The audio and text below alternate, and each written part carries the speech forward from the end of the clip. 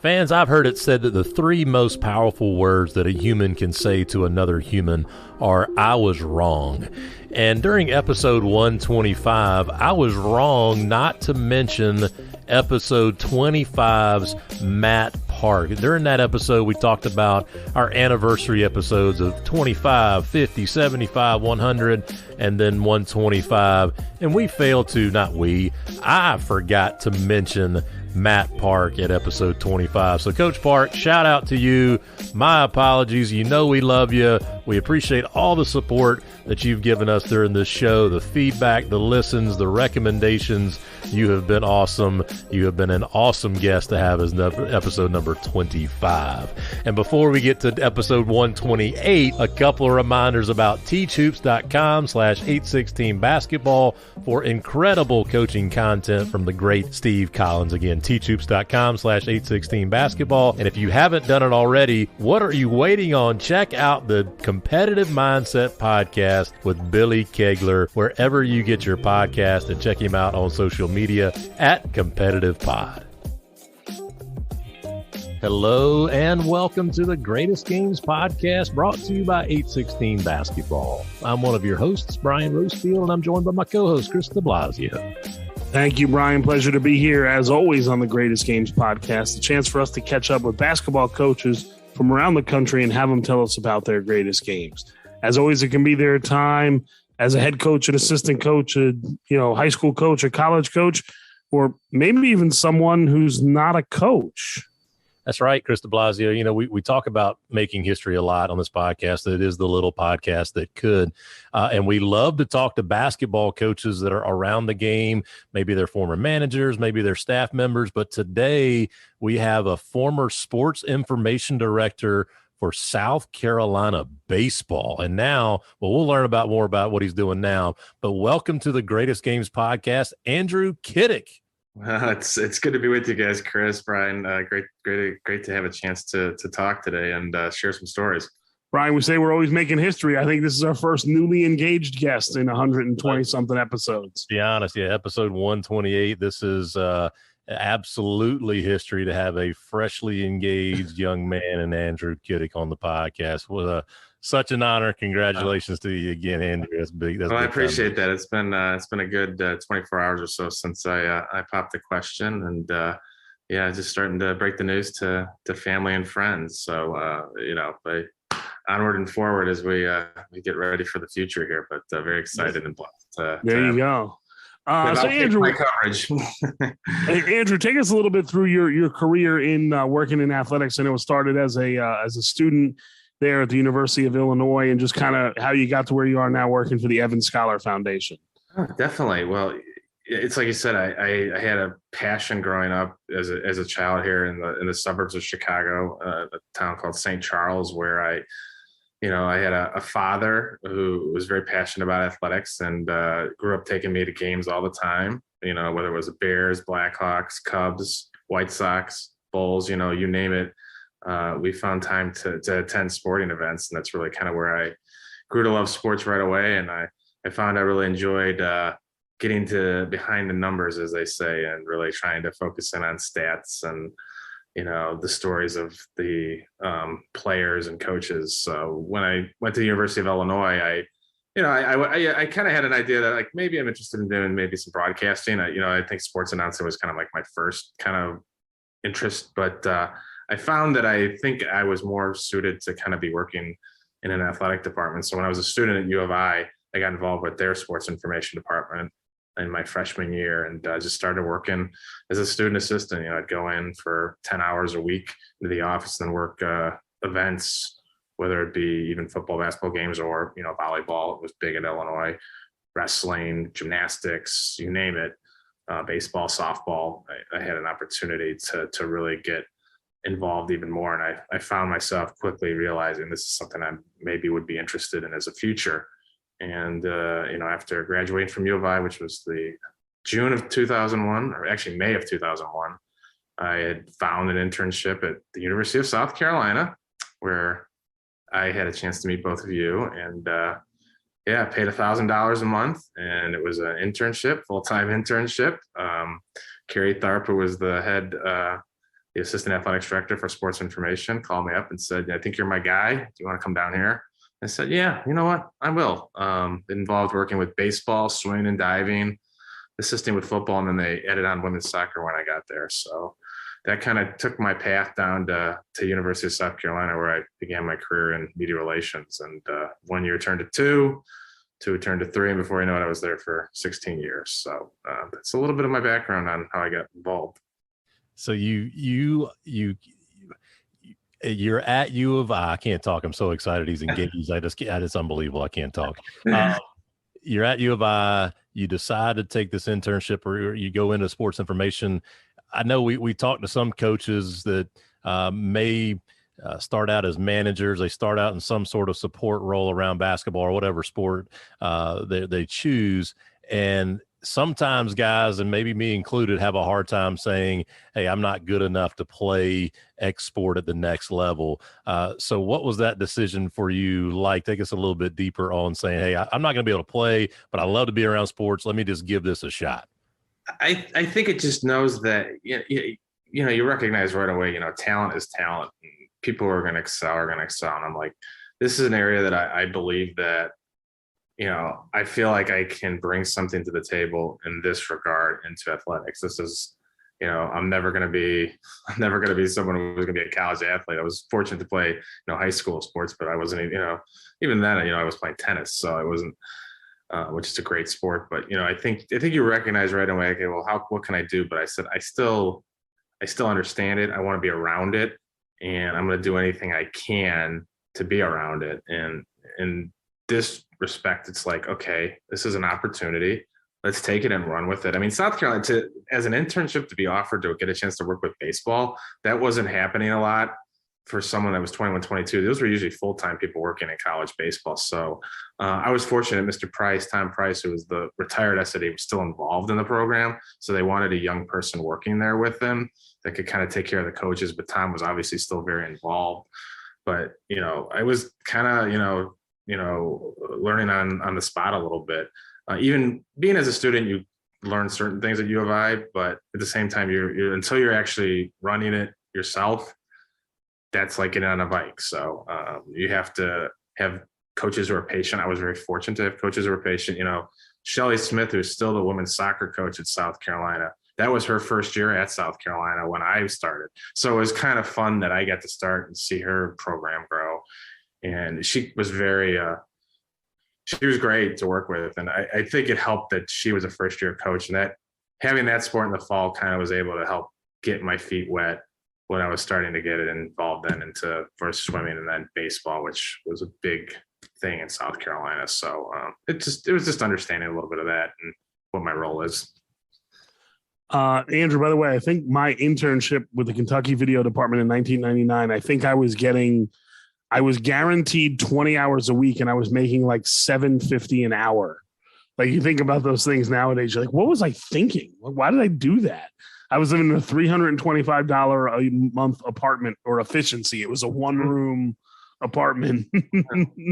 No, you're definitely sacrifice. And, I'm fortunate. And I think Blas, you and Rosie, you can both kind of say this a little bit. We had parents that supported us trying to do this while we're not making a lot of money. While, people who are in business or in engineering or going into a different field are making salaries.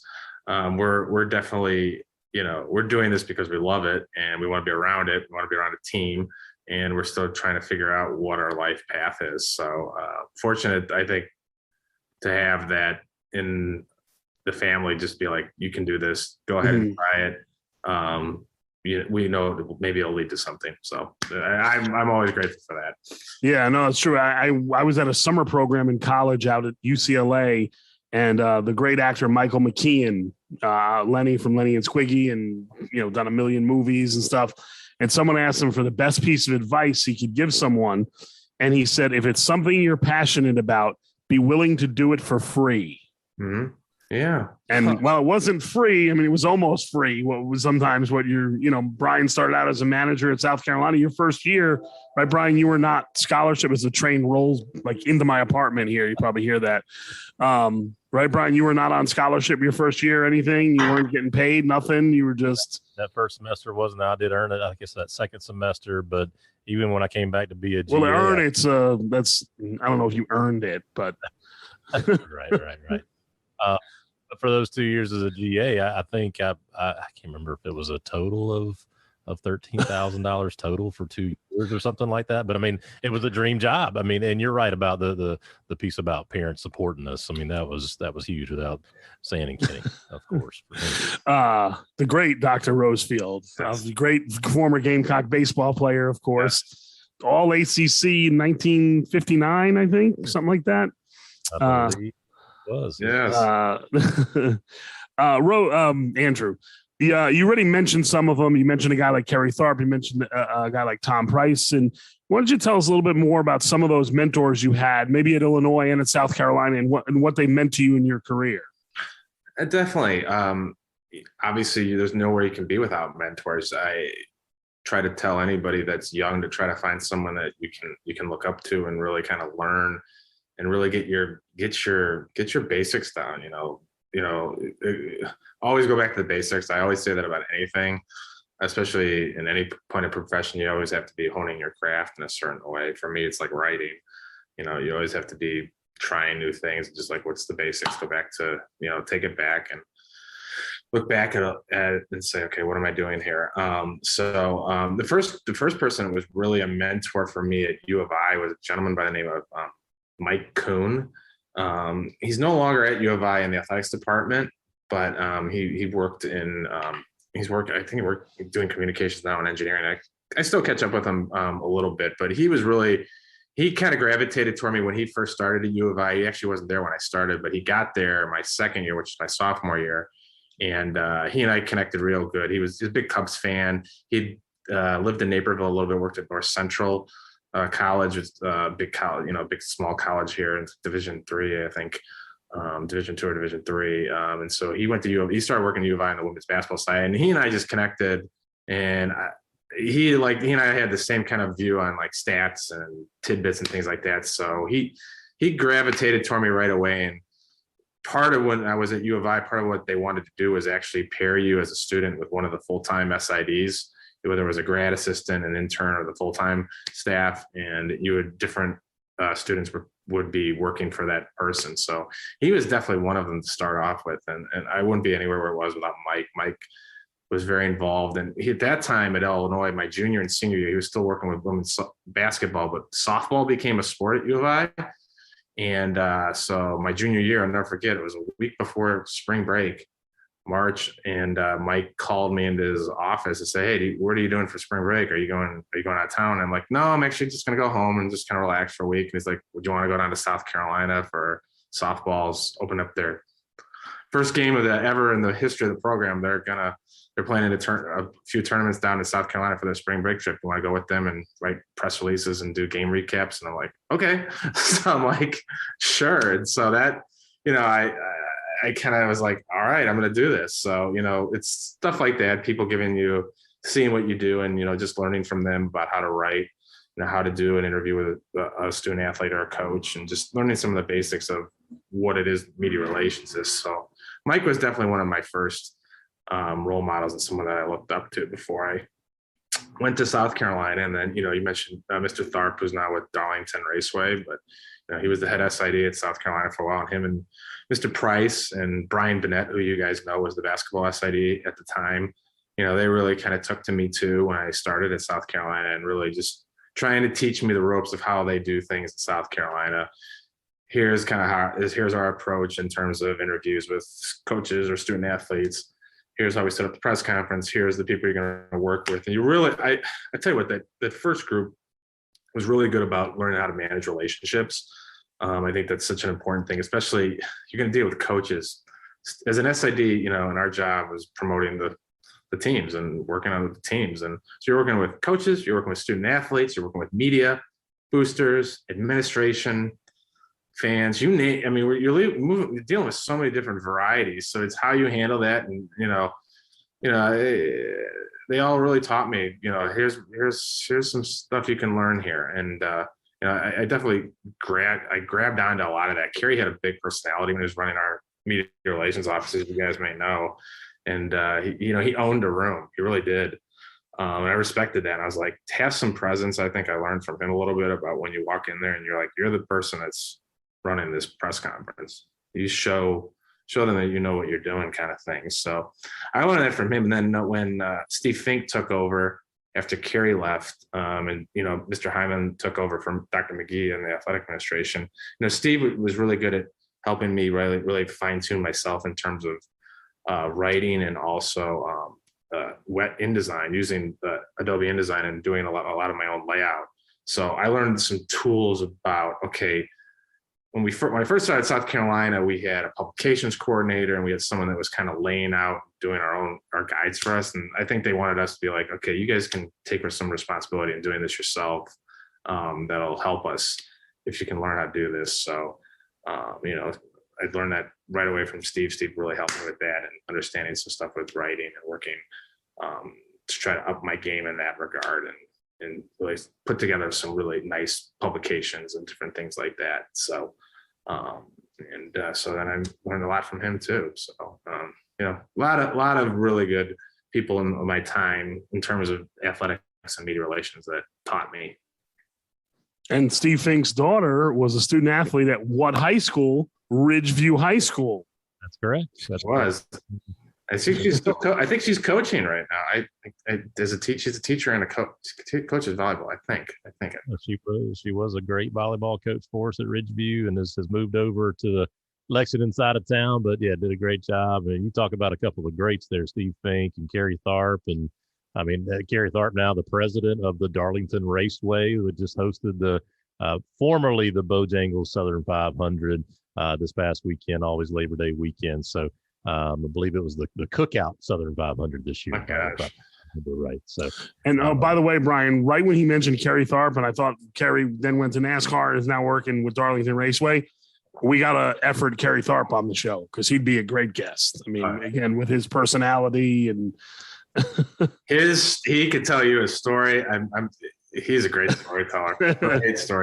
I mean, you learn.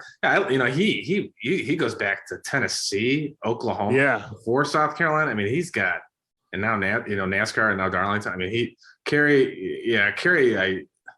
There's just a lot to learn about being in South Carolina, and he was really good at making me feel comfortable and supporting me. You're 22, 23, and you're working with Ray Tanner, and you're working with some other people. He was like, this guy's a good kid. He's gonna work hard for you.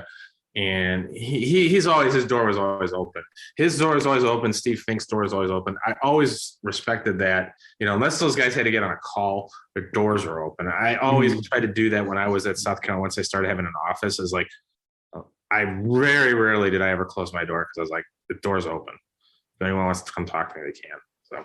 Well, Andrew, during the podcast, something comes up and it reminds me, and I usually ask Brian Rosefield a trivia question. Now, I'm 99% sure I know the answer to this, but Andrew, don't give the answer away.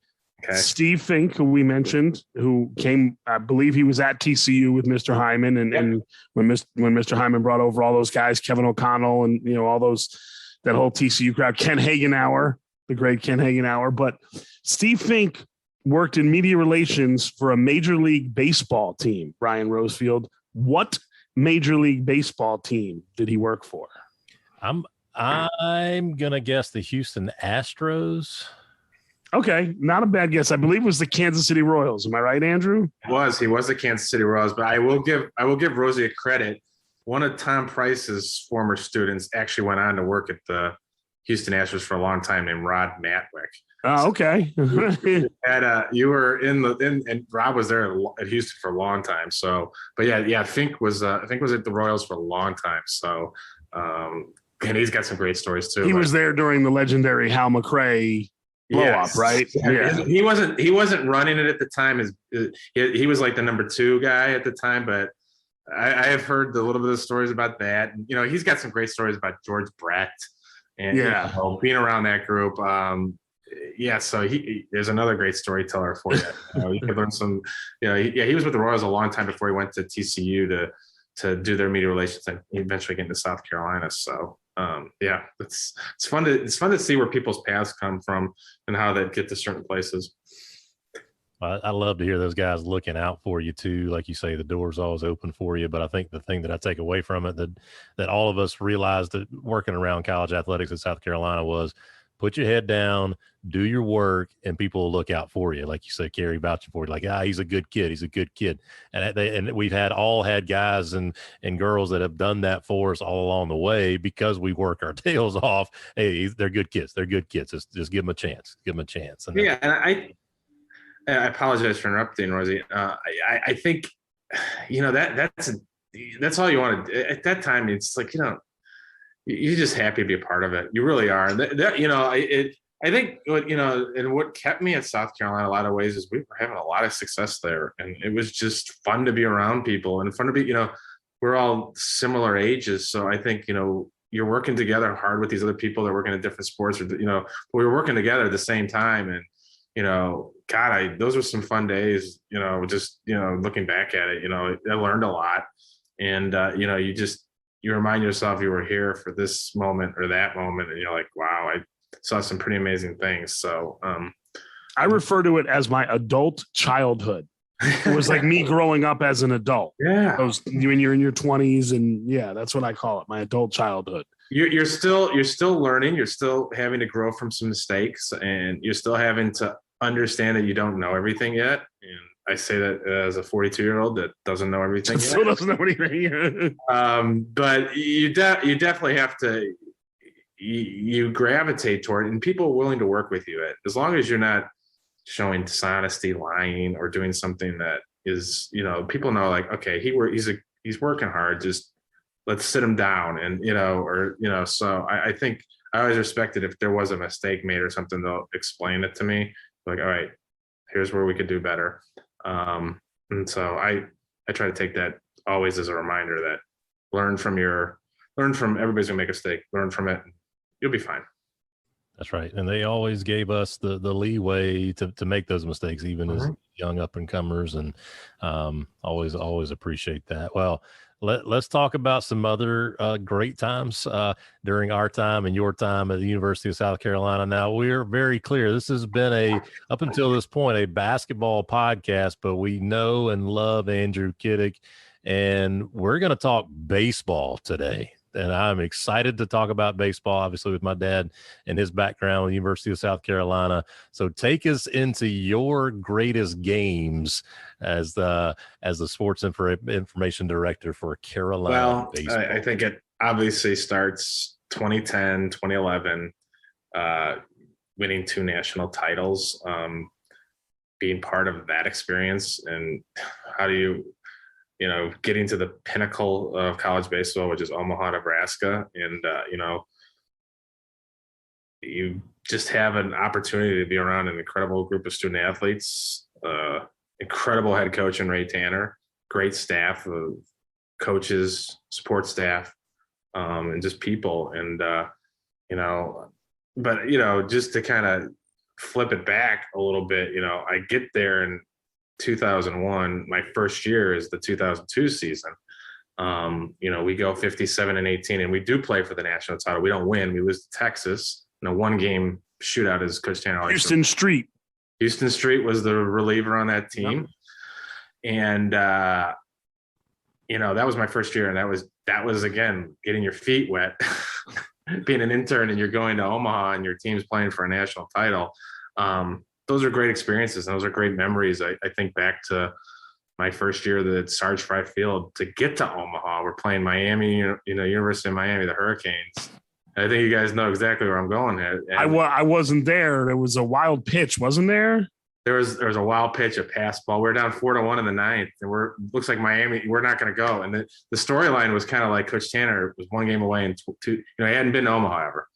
2000, they were 1 game away. 2001, they were 1 game away. So 2002, they beat Miami first game, kind of knocked them around a little bit. We were the better team. We were national seed. We had a really good team that year. Yaron Peters had 29 home runs. Blake Taylor was our award-winning closer. Landon Powell was on that team for, Brian Busher, big leaguers. Trey Dyson, a good friend. And we were losing game 3, 4-1. And it was like, after we lost game 2, we were losing game 3. And we're like, golly, fans could, it was like you could sense it was happening. But then this top of the 9th inning, we're the visitor team in this game because we lost a coin toss. Stuff starts happening. Base hit here, base hit here. And before you know it, we're starting things around. And then the closer from Miami kind of unploded and we tied up. And there was a pass. You're right, pass ball. There was a wild pitch. And before you know it, we took a 6-4 lead, scored 5 runs in the 9th. And then we held on. And, I can remember that day as long as I live. It was the old Sarge Fire. And you talk about great games, Rose. That was one because South Carolina hadn't been to Omaha since 1985, so that was 2002. And again, this was Coach Tanner's first time, so that was a great game. I always remember that game, and that led to a great year. And we beat Clemson back-to-back times in Omaha. That was fun. I think anytime you get that opportunity against your rival, and they were really good. They were a really good team. That was probably one of Clemson's best teams that they ever had, maybe their best team ever. Was they have Green? Was Khalil Green on those teams? Khalil Green, and he struggled against us in that last game we played on. He made a couple of errors, and we had Drew Meyer at shortstop, who played in the big leagues too, and Drew had that team. We lose our first game to Georgia Tech. We don't even score a run. We lose like 10-0, I think it was, and we had to play Nebraska in the second game. In Omaha on Father's Day. It's all red, and it was a tight game. And we came back. We won in the 9th. Yaron Peterson a homer. His last home run that he hit with us that year, and we beat them. It was Dave Van Horn's last game before he went to Arkansas as the head coach, and he was still the head coach in Nebraska. And so we beat them, and then kind of worked our way through Georgia Tech, and then beat Clemson twice before we faced Houston Street in Texas. And we ran out of pitching. Aaron Roll, he tried. He was a freshman. He had pitched 3 days prior. We were just out of.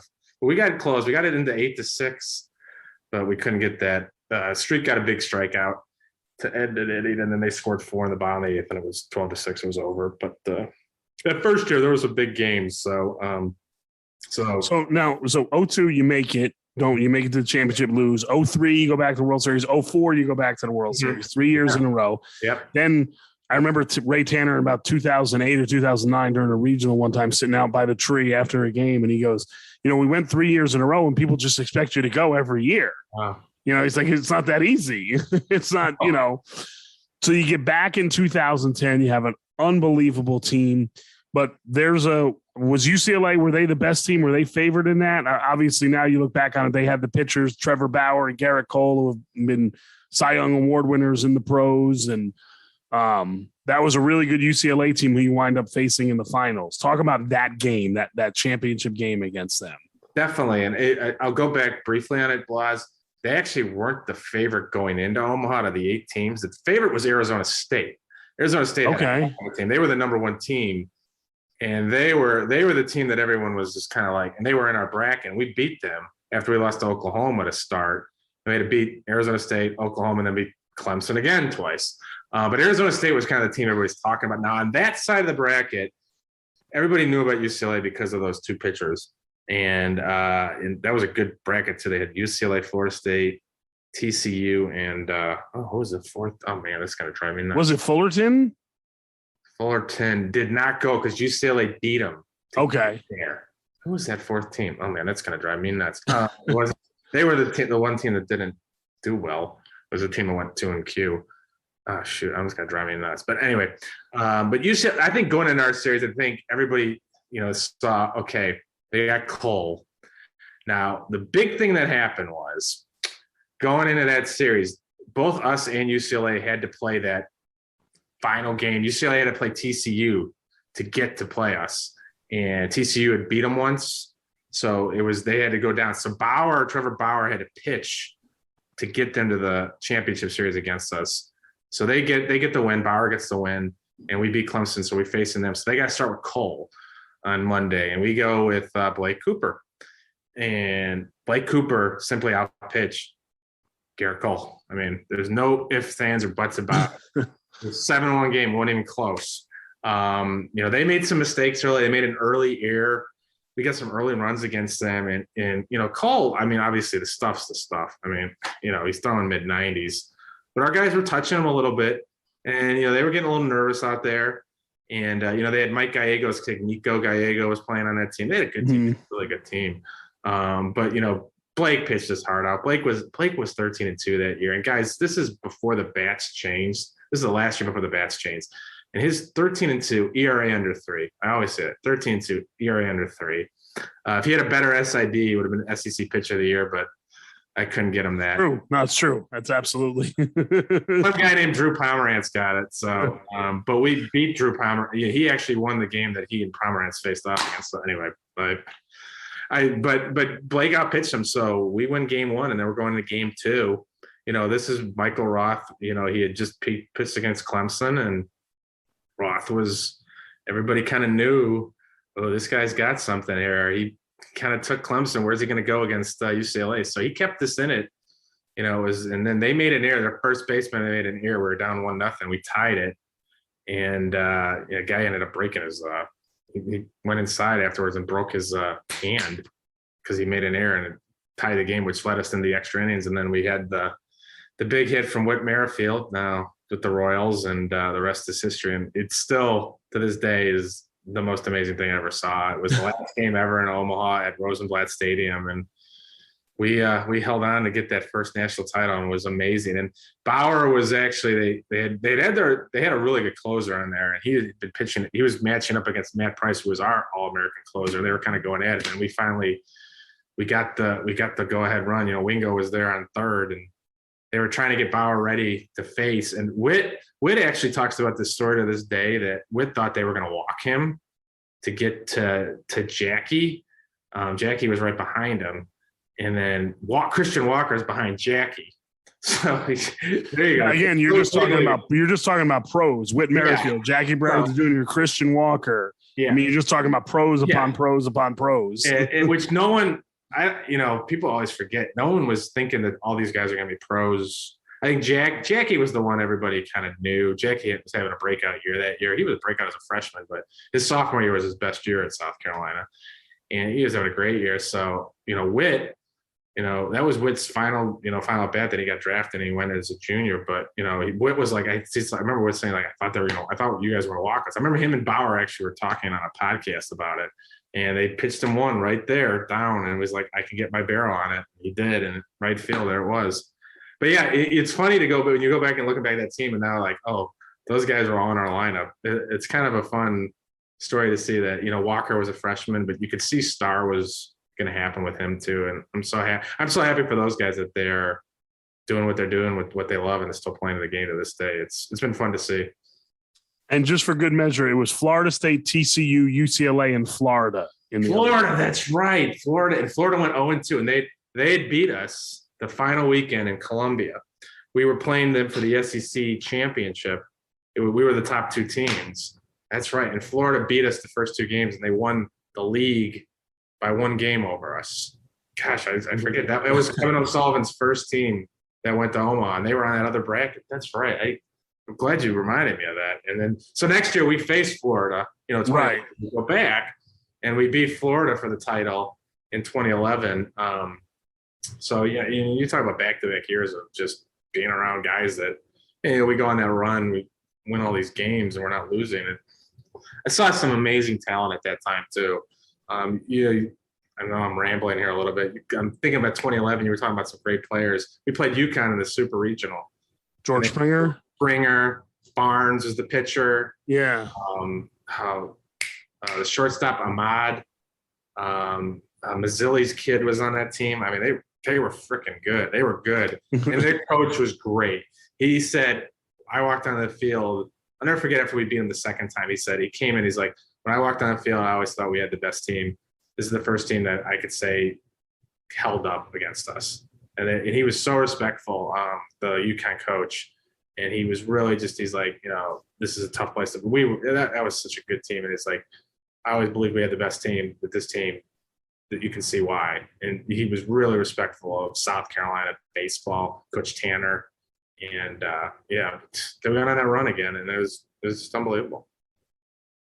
So I know Ray Tanner. We all know Ray Tanner, the greatest guy in the world.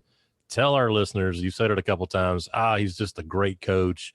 What makes him so great? Now, you listed obviously a lot of major leaguers. The talent was there. I get it. But what makes him such an exceptional leader? Well, there's a lot of things. First of all, I think it starts that he knows the game of baseball incredibly well. He knows baseball, and he is someone who likes stats. Obviously, he always loved. We always talked about stats. I always ran stat reports for him, but he also watched the game. He had a really good feel of knowing him versus the other guy in the dugout. He's like, Coach Tanner just knows baseball, and he knows how to put his players in position to be successful. That was always what I always respected as a coach. He knew the strengths of his team. He would always know where he needed to work on things with the team. I think he had an incredible practice plan, which he learned from Jim Valvano. He was around great leaders too. He was around, he was around Sam Esposito. He played for Sam Esposito as a legend.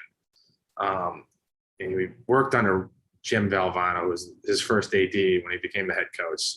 So he was around great leaders, and he knew how to motivate players. He knew when to motivate players, how to treat players, how to put together a really good staff of people, and trust in his pitching coach, whether it was Jerry Myers, whether it was Mark Calvi, Coach Toman or Coach Holbrook, who were his associate head coaches and recruiting coordinators, Monty Lee, Stuart Lake,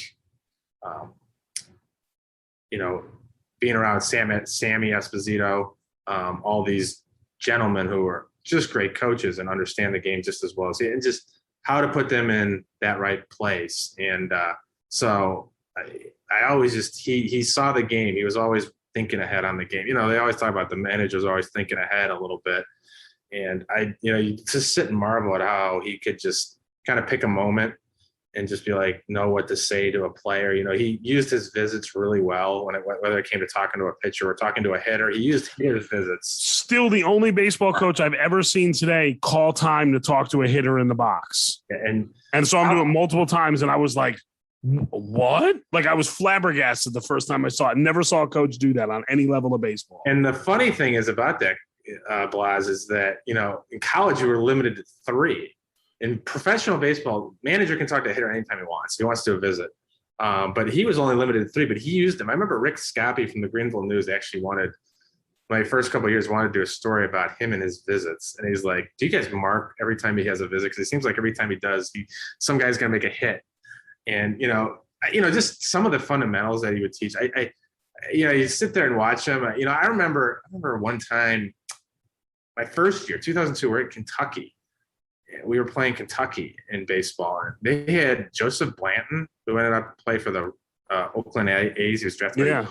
Threw about 95, 96. I remember him, Coach Tanner, another great thing, he threw BP because he's like, and he needed to see his players a little bit. I remember him throwing BP to Drew Meyer, and he was kind of like short in the swing. This guy's going to be throwing 95. You're going to need to get around this real quick. This guy's throwing fast. And I remember Drew hit a homer against Blanton. And it's just some of those memories, like him, no, and he throwing it side, not that one. And, some of those things, I think, and he knew when, how to be a coach, how to be, accountability. I remember him one time talking about accountability, responsibility, and being at his best. And, he knew how to talk to a student athlete, and I think student athletes listened to him because they respected him. I think these student athletes, it's a very important thing that they have to respect their head coach when they're saying something to them, and they're gonna test them. You have to understand test, and I think that's in anything in life. You have to understand someone's trying to push you for a reason, and I think players gravitated to him and understood it. And part of it is because of the success he had as a coach, but he made you feel like, okay, if I listen to him, I'm going to get this. And so I oftentimes really just had respect with how he could listen to a player. And he could listen to anybody. That was a great thing. I was like, even when he was talking to me or talking to somebody else, maybe on the sports staff, he understood your role. He understood how to get you to your level of excellence that you needed to. And, he can make you picture it a little bit. He was really good about visualing, learning through a visual way. And I always respected him of that. And he had time for you too. I think that's what made him so great, is that he listens, he has time for you, he respects you, He'll push you, but not in a good way, and he'll make you be great. And he understood everybody's role. He understood it. Yeah, that's why he's an athletic director, guys. I mean, he understands every part of the athletic department. Well, Brian, you mentioned when you asked the question before, you said obviously the talent was there, but some of that is him cultivating the talent. And Andrew went through the assistant coaches who most of them have went on to be pretty successful head coaches. Jerry Myers, Stuart Lake, Monty Lee, Jim Toman. I mean, you're talking about guys that have went on to have success as head coaches. So he could obviously cultivate that amongst his coaching staff as well as amongst his players, which says a lot about the type of leader he is, I think. Yeah, I'll give you another thing, Brian Blas. I'll give you another thing, just kind of giving you an idea. I remember him going through at bats one time, and he'd be like, "Hey, you got your stat laptop? Why don't you come over here? We're going to do a little analysis." And he wanted to go over a couple things with some players. Sometimes there was one player in particular he wanted to study the counts, so we went through every count. And I think he's just like, I'm going to pick. I remember we went on his board. He had his whiteboard in his office, and he was just going through them. His point was, he's like, this player was taking too many pitches. And he's like, I want you to be more aggressive at the plate. This is your counts. This is what you hit. And he had to show it to him. He's like, we've gone through every one of your at bats. And so he's trying to make a point, like, you got to be more aggressive. You're getting down too many strikes. So, you just don't take too many pitches, as he would say. So there was different things like that, learning that. And then he'd be like, where is he hitting? Where is he making all his outs? He would go through, he's making his out. Oh, he's trying to pull the ball all the time. Use the whole field. So can you explain this? And he'd show him the board, and, the player is having to learn it, but he's trying to teach the player. What are you thinking about here? What do you see? And so it's him asking the question. He's not telling you, he's asking, what do you see? So I think it's a lot of times it's ask the question, and then you're going to work to the result. And then you start, obviously talent's talent. You have to have the talent first. That's the first. Coach Tanner would also used to say, players win games, coaches are the ones that lose them. And, you have to put the players in the back. Again, I think I said it a couple times. Position, it was always position yourself to be successful. Heightened awareness was another one of his key things. So that was just some of those fun stories that I see that and taking that to a level. So it's fun to see too. Yeah, he just he exudes, like you say, he just he's got time for you. He just exudes presence, really. And so he's just presence. I'm sorry, Brian. Presence and passion. And again, he knows the game. He watches baseball. That's what he does. So he knows it. So anyway, sorry I interrupted. No, you're good, man. That makes for a great podcast. Guess we just tee it up and you take it. Which will, you know what? That's called a segue, Chris de Blasio. We want to hear about what you're doing now, Andrew Kitick. Tell us what you're doing now with the Evans Scholars Foundation. Yes. Well, first, thanks for asking me about it. So yeah, when I got out of college athletics, I decided I wanted to get closer to Chicago. I moved back this summer 2017, and I guess it was November of 2017, I saw a position open for the Evans Scholars Foundation on the development team, being their communications manager. And we have a communications team at Evans Scholars Foundation and Western Golf Association, which is our organization. But the development team specifically needed someone to handle some communication materials that their office needs. So, this is where relationships matter. There was a gentleman named Ryan Jones who had actually worked the scoreboard at South Carolina when he was a student. I was there working as an SID. And so Ryan was now a development officer, and he knew me, and he remembered working when he worked for Sean Burke at the athletics department, who was the event manager, assistant athletics director for event management. So he remembered who I was. And so when he got my resume, we actually had lunch together, and he's like, he kind of told me a little bit about the position and working on a development team. This is something different. So this wasn't media relations. This is more helping to raise money. So the Evans Scholars Foundation was started by a gentleman by the name of Chick Evans about 90 years ago. And he was a very famous amateur golfer. He played against the Bobby Joneses of the world, Francis Ouimet's, really when golf was in its heyday. but he never got to finish college. And he took his winnings that he had, and he was like, I want to start a scholarship for caddies particularly. And he basically said kids can't afford to go to college, but they need that to be successful. College is very important. Education is important. Some kids can't afford to go to school. So they basically started, and, fast forward 90 years later, we've had over 11,300 alumni, caddies, junior caddies, youth caddies who have graduated after obtaining a full tuition and college housing scholarship to go to college and have gone on to careers. So the Evans Scholars Foundation is under it works with the Western Golf Association. We're two organizations, and the WGA is what runs the golf tournaments end. So the Bmw Championship, which you may have seen a few weeks ago, that's our tournament, and that raises money for the Evans Scholarship. So yeah, we've been around for a long time. It was known as the Western Open for a while before BMW became the sponsor, and so we've come a long way, and we've got right now we're on our way to 1,070 kids this year that are on full tuition and housing college scholarships at 21 universities. So it's kind of where we're at right now, just to kind of give you a little bit of a background. So Chick Evans, I think I'm looking at it here, 4 times was the low amateur at the U.S. Open. Again, you're right, had a great amateur career, won the Western Amateur and the Western Open a bunch of times. But I'm going to read off the list of schools here, Andrew, just from doing a quick search.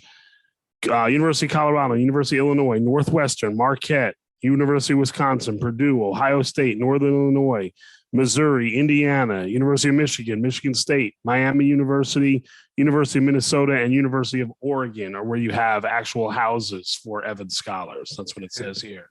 Yeah, and we've just added Maryland is one of our new schools. I texted you. There was a story about a young lady during the tournament. Who was it? Jimmy Roberts did the story on. What was that young lady's name? Indian American descent. Falcon, yeah. Mm-hmm. Who's going to be going to the University of Maryland? Yeah. So yeah, we recently added Notre Dame. We've added Maryland, University of Chicago. Notre Dame we've added. That's been a few years, so I shouldn't have said that. There's more. Maryland's new. University of Chicago we added last year. University of Illinois at Chicago is another school we added. So we're at 21 right now, and mainly Midwest, but we've really put our sights set on the East a little bit and trying to grow our program a little bit more because there's a lot of great opportunities working with some partners in the East. And along with the West, we've got University of Washington, Oregon, and Colorado are 3 of our schools. But yeah, we've got Penn State and Maryland. We just put in a new house in with Penn State where we partner with the Platt Foundation, which is a big group in Pennsylvania. And so we have what's called the Platt Evans Scholarship House. So nice. We're really, our goal, we released our long-term plan last year is that we were trying to get to 1,500 Evans Scholars by 2030. So 1,500 Evans Scholars in school. And these are great kids, caddies that are youth caddies when they're in high school, and they earn the opportunity at the Evans Scholarship. And then at most of the schools, they go to live in a house. The community living is a very important part of the scholarship. But there's a few schools like Notre Dame, University of Chicago, they don't have houses, but you have residences there. And Maryland, we're in the process of building right now. And UIC is just one we just added too. So, but that's kind of like our story, is trying to help young people who have financial need and try to provide them with the opportunity of a college degree and hopefully changing their lives and changing their families' lives. Rosefield, a couple trivia questions. I'm going to give you one trivia stat. The University of Chicago actually has the very first Heisman Memorial Trophy winner. Guy by the name of Jay Berwanger, 1939, I believe. Yeah, Jay Berwanger. Old Jay Berwanger. And Andrew mentioned the University of Illinois Chicago. What is their nickname? The Illinois Chicago. UIC. It's not the Redbirds. That's Illinois State. That's Illinois State. Very good. Yeah. Jay Berwanger's. Jay Berwanger. No, it's the Flames. Okay. Wonderful. I love these, but do you feel good about yourself asking questions that you know I'm not going to know? Well, no, it's more just me flexing about how much useless crap I know. it's that's what it really is. Well, here's a question for Andrew, and I'm trying to put him on the spot here. I applied for one of these scholarships. Can you check on my app? I'm just kidding. I didn't do that. But Andrew, how can our listeners get involved in helping out the Evans Scholars Foundation? Well, if obviously we can go to our website, wgaesf.org, to learn more about our program a little bit. I think it's a great way to get involved. I think one of the things that to ask your listeners to get more involved in is just take a caddy, whether it is in some places they're professional caddies, there's not youth caddies, but if you have an opportunity to take a youth caddy, do it. This is a great opportunity to have a mentor relationship or to talk to a young person and help them grow in their lives. Golf, we believe in golf as a walking game, and we believe in having that relationship and having that opportunity. And, there are so many amazing golf courses across the country, but, obviously any support you can make towards our scholarship, we're very grateful for. But, to be really involved in young people's lives, try to help a young person. And I think, I've gotten to meet some amazing young men and women who their job is a caddy, and that this is what they do in their summer to try to help their families out. And it's also at the same time trying to put themselves in a position to maybe even apply for the Evans Scholarship. They come from incredible backgrounds. They have some very humbling stories, and they're, you as an adult have an opportunity to really provide them with some guidance and have a fun 4-hour round and really get to know a young person. And, I think, I talk to when I talk to these kids that, they get to have some amazing experiences getting to learn from adults, and they learn a lot about work ethic and, patience and resilience, and, and just, it's a great way to meet people. And it's the fun way to play golf, and you really get to have a fun little thing. So support for our scholarship, we always appreciate. But at the same time, if you can walk, it's a fun game that way. And you can really kind of enjoy it a little bit. I agree, Andrew. I walked today from my golf cart to the 18 different tee boxes today. Unbelievable. I got out of the golf cart and walked to the tee box 18 times today. You need to get you a 4 caddy then. I go to a place that's really doesn't have that kind of money that we're having caddies and 4 caddies. But I understand. But another way is promotion of the scholarship. Promotion of youth caddies. At schools. I think we're always trying to find ways to help show young people this is a job opportunity to have as a young person. It's a great way to meet people and really hone your skills as a young person. To be a caddy, you get a chance to earn cash and, learn from some people that really, it's just any way that we can do anything we do to help you find a youth caddy program to go. Yeah. We're trying to grow it as much as we can. And that's the fun part of it right now is that people seem interested in wanting to help in that regard. My first job was as a caddy, actually, when I was 13 at Knickerbocker Country Club here in Englewood, New Jersey. Yeah. Yep. We have a scholar from Knickerbocker. I was a looper. You're a looper. Well, Andrew Kitick, we want to thank you so much for coming on and being a guest with us today. We've known you a long, long time. Too long we've known you, I think. When you think about it, more than half my life, I think I've known you now at this point, if you do the math. It's so great. 20 years ago, it was 20 years ago that I moved to South Carolina. So I was there we were both there for a while. But I enjoyed having a chance to talk to you guys and share some stories. And again, appreciate you guys also asking me about the Evans Scholars Foundation and our work with the Evans Scholarship. And when we put the episode out, we will, in the social media and everything, we'll put the website and ways for people to get in touch or donate and help out with the Evans Scholar. So for my co-host, Brian Rosefield, I am Chris de Blasio. Thanks for listening to this episode of The Greatest Games.